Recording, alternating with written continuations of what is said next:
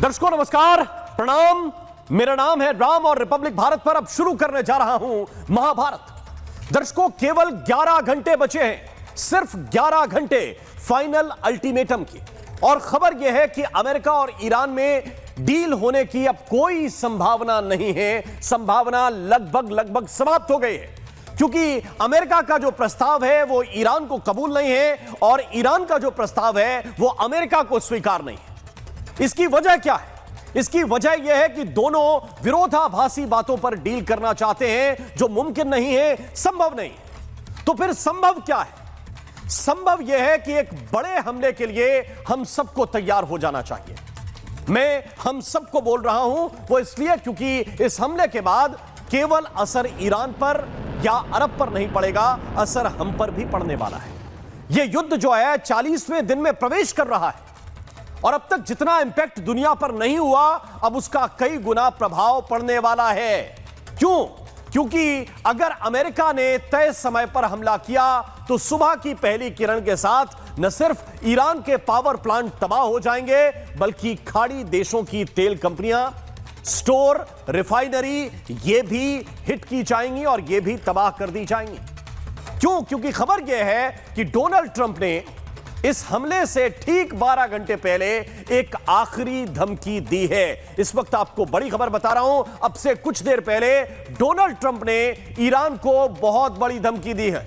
उन्होंने कहा कि आज रात एक पूरी की पूरी सभ्यता खत्म हो जाएगी, पूरी सिविलाइजेशन खत्म हो जाएगी, जिसे फिर कभी वापस नहीं लाया जा सकेगा।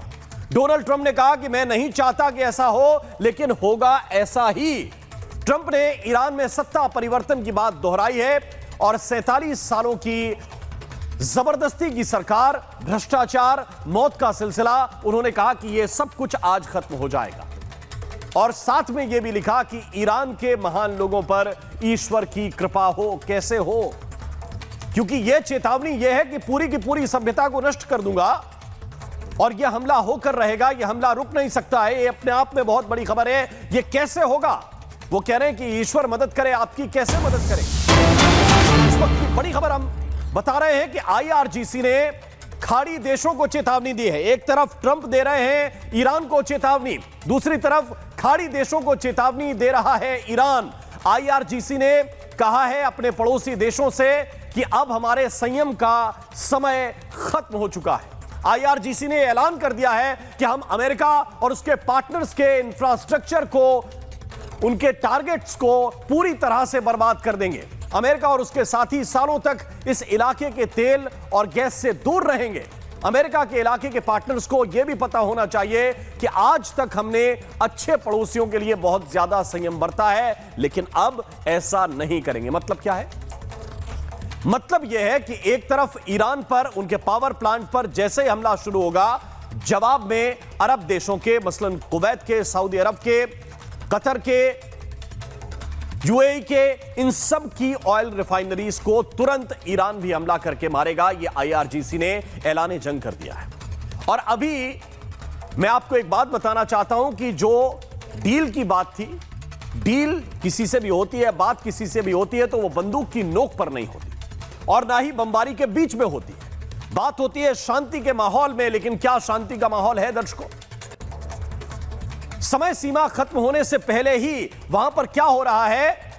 मेरे पास इस वक्त एक नहीं कई महत्वपूर्ण तस्वीरें हैं, कई बड़ी खबरें हैं। और पहली बड़ी खबर इस वक्त मैं आपको बताना चाहता हूं। खबर यह है कि खाड़ी पर अमेरिका ने हमला बोल दिया है, टारगेट करना शुरू कर दिया है। इस वक्त की बड़ी खबर आपको दिखा रहा हूं। ये देखिए, ये जो तस्वीरें सामने आई हैं, ये खर्ग आइलैंड से बताई जा रही हैं और एक साथ खर्ग आइलैंड के कई ठिकानों पर हमले किए गए हैं। अमेरिका ने हमला बोलना शुरू कर दिया है। दर्शकों एक और बड़ी खबर आपको बताना चाहता हूं और खबर यह है कि इजराइल ने भी ईरान के रेलवे इंफ्रास्ट्रक्चर को निशाना बनाना शुरू कर दिया है। इस वक्त की एक और बड़ी जानकारी, ईरान के जंजान में रेलवे पुल पर हमला किया गया है। रेलवे का जो पुल है उसको उड़ा दिया है। दर्शकों तस्वीरें आप देख लीजिए। ये तस्वीर मैं इस वक्त आपको दिखाना चाहता हूं। इसको थोड़ा सा फुल स्क्रीन दिखा दीजिए एक बार। ये बड़ी तस्वीर है। जो रेलवे का ब्रिज था, ये देखिए पूरी तरह से कोलैप्स हो गया है, पूरी तरह से ध्वस्त हो चुका है। और ये जो पुल है, ब्रिज जो है, ये पूरी तरह से बर्बाद हो गया है। ऐसे कई पुलों को टारगेट किया है। ये नेतन्याहू ने टारगेट किया है, ये आईडीएफ ने टारगेट किया है। और नेतन्याहू एकदम क्लियर हैं, एकदम स्पष्ट हैं। ट्रंप की डेडलाइन का तो ट्रंप जाने, लेकिन बेंजामिन की जो लाइन है वो एकदम स्ट्रेट है, स्पष्ट है। उन्होंने डेडलाइन से 12 घंटे पहले ही ये तबाही मचानी शुरू कर दी और वहां पर लोगों को नुकसान भी पहुंचा है, ये भी तस्वीरें बता रही हैं। उधर ईरान का क्या प्लान है? ईरान का कुछ और ही प्लान है। यह तो सच है कि आसमानी हमले रोक पाना उनके पास, उनके बस की बात नहीं। उनके पास आसमानी हमले रोकने का कोई प्लान नहीं है, ना कोई हथियार है, ना क्षमताएं हैं। इसलिए ईरान ने अपनी युद्ध की जो रणनीति है वो बदल दी है। ईरान ने अब मानव ढाल वाला प्लान बनाया है। कैसा प्लान है ये? ईरान अपने लोगों से अपील कर रहा है कि जहां जहां ऐसे महत्वपूर्ण स्ट्रक्चर हैं, जहां जहां ऐसे पावर प्लांट हैं, जहां पर बिजली के प्लांट हैं, जहां पर वाटर प्लांट हैं, उन जगहों पर लोग जाएं और ह्यूमन चेन बनाएं। यानी लोग खड़े हो जाएं, लोग इकट्ठे हो जाएं।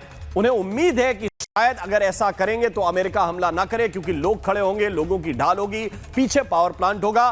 क्या उस पर हमला करेगा अमेरिका? इसका जवाब मैं एक्सपर्ट से लूंगा कि क्या ऐसा करने से बच सकते हैं, लेकिन प्लान तो कम से कम यही नजर आ रहा है। और दूसरी तरफ महमूद पेजेश्कियान एक बात कह रहे हैं, वो कह रहे हैं करीब 14 मिलियन लोग खड़े हुए हैं, तैयार खड़े हुए हैं लड़ने के लिए, मरने के लिए। तो अब एक तरफ 14 मिलियन लोग खड़े हैं, दूसरी तरफ अमेरिका का अल्टीमेटम है। सवाल यह है कि क्या होने वाला है? क्या यह डेडलाइन अंतिम डेडलाइन होगी? ये क्या एक किस्म से डेडलाइन बना देगी, यानी कि मृतकों की फेहरिस्त खड़ी कर देगी, डेड बॉडीज की संख्या बढ़ जाएगी? क्या होने वाला है मैं चर्चा करूंगा, लेकिन उससे पहले एक रिपोर्ट आपको दिखाता हूं।